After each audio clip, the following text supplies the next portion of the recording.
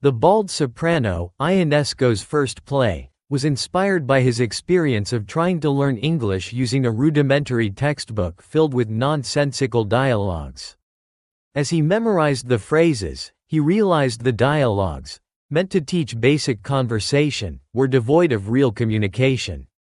The absurdity of this struck him, and from it grew one of the most iconic works of post-war European theater. The Bald Soprano is not a play in the traditional sense. There is no plot, character development, or thematic resolution.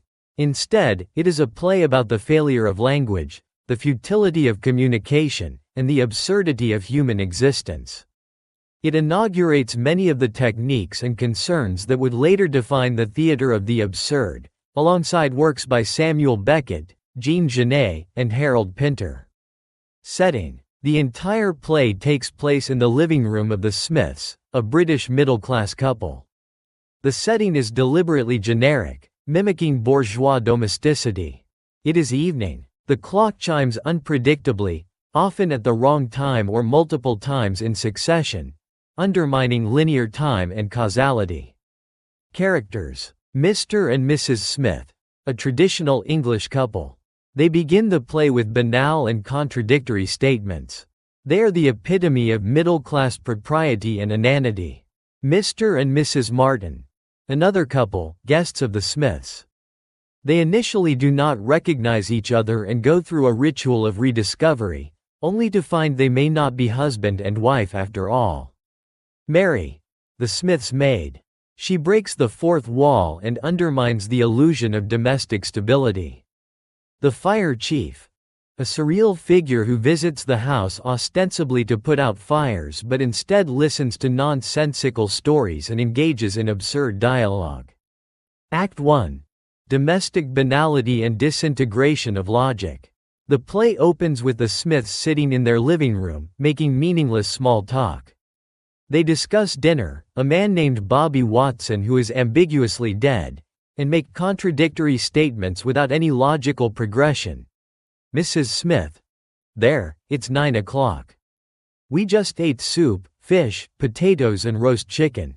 Mr. Smith: "I say, it was not soup, it was onion soup." This scene mocks the conventions of realistic drama and middle-class conversation, showing how routine talk is repetitive, self-canceling, and devoid of substance. Act 2.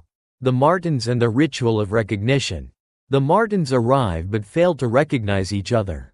Through a robotic and question-answer sequence, they realize they are husband and wife, live in the same house, and have the same daughter. Their mutual recognition is presented with ironic delight, only to be undermined by Mary, the maid, who enters and reveals that their assumptions are false and their identities are likely mistaken. This sequence satirizes the idea of stable identity and the reliability of memory, while parodying romantic clichés. It exposes how language and reason are inadequate tools for making sense of human relationships. Act 3. The Fire Chief and the Collapse of Meaning. The fire chief arrives, looking for a fire to put out. He becomes absorbed in the group's nonsensical conversation and is asked to tell a story. What follows are absurd anecdotes, such as the dog and the cow, filled with non-sequiturs and illogical outcomes. The characters attempt to maintain politeness, structure, and societal norms, but their speech devolves into shouting, wordplay, cliché, and gibberish. Language becomes rhythm, repetition, and noise. Eventually, the fire chief leaves, unable to find a fire, and the characters lose control. The final scene descends into total verbal anarchy. The characters chant disconnected phrases, including the names of countries, objects, and expressions that spiral into nonsense. Final moment. Cyclical return. In the final moment, Mr. and Mrs. Martin repeat the lines originally spoken by Mr. and Mrs. Smith at the beginning of the play, suggesting a cyclical, inescapable loop. The Smiths and Martins become interchangeable, and the play resets, implying that the rituals of bourgeois life are endlessly repeated with no meaning or progression. Analysis of themes and motifs. 1. The breakdown of language. The central concern of the bald soprano is the failure of language. Ionesco demonstrates that rather than facilitating communication, language often conceals meaning, enforces social rituals, and masks existential emptiness. As the characters speak, their words lose referentiality.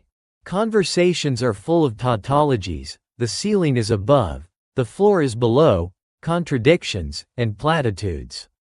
Ionesco deconstructs language to show that it has become mechanical and arbitrary, detached from thought or feeling. The final scene's descent into pure nonsense symbolizes the collapse of language as a social glue, revealing the absurdity of all verbal interaction. 2. The absurdity of social convention. Through parody, Ionesco critiques the empty rituals of middle-class behavior, dinner conversations, marital affection, polite hosting, and storytelling. The characters go through the motions of being civil and sociable, but these actions are shown to be rote, meaningless, and devoid of genuine connection. The Martins' recognition scene, for instance, mocks the trope of romantic reunion and reveals how identity is constructed from formulaic expectations. Even the presence of the fire chief, an outsider figure, serves no function. He is absorbed into the absurdity rather than resolving it, showing how even institutions meant to impose order are rendered impotent in this world. 3. Time and repetition. The play deliberately violates linear time. The clock chimes erratically. The play ends where it began. Characters repeat themselves. These temporal distortions suggest a static, cyclical world, where no progress or development occurs. Ionesco posits a vision of life in which everyday existence is a loop. People say the same things, perform the same roles, and live without awareness. The implication is deeply existential. Without meaning, life becomes an endless repetition of empty forms. 4. Identity and interchangeability. The characters in The Bald Soprano are interchangeable shells. Mr. and Mrs. Martin become the Smiths by the play's end. They lack inner life or individual traits. Their identities are reduced to labels: husband, wife, maid, and their behavior mimics what is expected of these roles. This erasure of individual identity reflects the absurdist notion that identity is a social performance, not an essential truth. It also critiques the conformism of bourgeois life, where everyone becomes a copy of a copy, indistinct and unthinking. 5. Theatricality and meta-theater. Ionesco plays with the conventions of theater itself. The setting is a bourgeois living room, but what happens within it defies logic, causality, and dramatic development. Characters do not change or learn. There is no rising action, climax, or resolution. This deliberate violation of dramatic norms makes the audience aware that they are watching a play. Ionesco, like Brecht, wants the audience to reflect critically rather than become emotionally absorbed. The form mirrors the content. Just as language is emptied of meaning, so is theater stripped of illusion. Stylistic devices and innovations. 1. Circular structure. The play ends as it begins, literally. This structure reinforces the idea of existential repetition and stasis, a world without purpose or narrative arc. It mocks the structure of traditional plays that promise progress or catharsis. 2. Nonsensical dialogue and wordplay. Language in the play is syntactically correct but semantically void. Ionesco often uses clichés, tautologies, and idioms stripped of context. She has a white body and red hair. The floor is down, the ceiling is up. These lines create a sense of uncanny familiarity, but their repetition and lack of logic make them absurd. 3. Disruption of logic. Everyday logic is overturned. Characters agree to false statements, reverse cause and effect, and contradict themselves. The play becomes a laboratory for dismantling rationality, showing how logic itself is an illusion when removed from meaningful context. 4. Rhythmic escalation. The dialogue often builds in crescendo, not toward revelation, but toward verbal chaos. The final scene becomes almost musical, a cacophony of syllables and disjointed phrases. This rhythm underscores the collapse of order into absurdity. The bald soprano and the theater of the absurd. The bald soprano is often cited as a founding text of the theater of the absurd, a post-war movement that includes playwrights such as Samuel Beckett, Harold Pinter, and Jean Genet. Absurdist theater reflects a worldview shaped by the disillusionment of World War II, the breakdown of religious and philosophical certainties, the existentialist emphasis on human freedom and alienation. In this context, absurdist plays reject traditional plot, character, and coherence to reflect the meaninglessness and disorientation of modern life. Ionesco's work aligns with this ethos by showing how language fails to communicate. Social rituals conceal existential dread. Characters lack autonomy or interiority. Theatrical conventions become targets of satire. Philosophical underpinnings. 1. Existentialism and the absurd. Ionesco was not explicitly aligned with Sartre or Camus, but his work reflects their influence. Camus' notion of the absurd, the clash between human desire for meaning and the indifferent universe, is embodied in the play's collapse of communication. The characters perform meaning but do not possess it. They speak, but do not communicate. They live, but do not choose. Their world is absurd because it operates without purpose. 2. The critique of bourgeois society. Ionesco skewers the banality of middle-class life, exposing how comfort, politeness, and routine can mask spiritual and intellectual depth.